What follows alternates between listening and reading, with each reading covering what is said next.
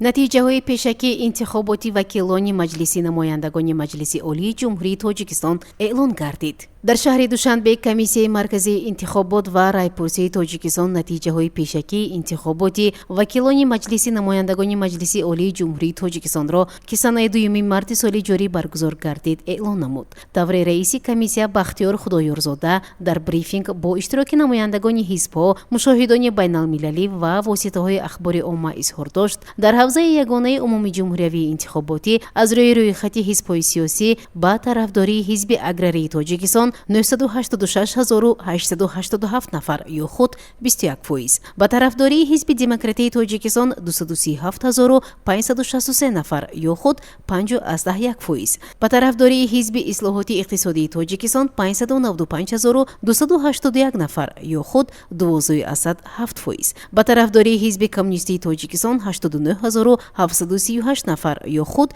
1.9%, ба тарафдории ҳизби социалистии тоҷикистон 248064 нафар ё худ 5.3% ва ба тарафдории ҳизби халқии демократии тоҷикистон 2435541 нафар ё худ 51.9% овоз доданд. иттилоъ дода шуд, ки шумораи овозҳои интихобкунандагоне ки ба муқобили рӯйхати ҳамаи ҳизбҳои сиёсӣ дода шуданд 50895 нафар ё худ 1.1%-ро ташкил медиҳад. ёдовар мешавем, ки дар маҷмӯи 4712967 нафар интихобкунандагон дар ин маъракаи муҳими сиёсӣ иштирок намуданд, ки ин 85.3% шумораи умумии интихобкунандагонро ташкил медиҳад. ба иттилои бахтиёр худоёрзода, дар натиҷаи интихоботи баргузор гардида аз ҳизбҳои сиёсӣ дар ин маъракаи муҳими сиёсӣ иштирок намуда, аз рӯйхати номзадҳо ва ҳавзаҳои якмандатаи интихоботӣ дар маҷмӯи намояндагони 6 ҳизби сиёсӣ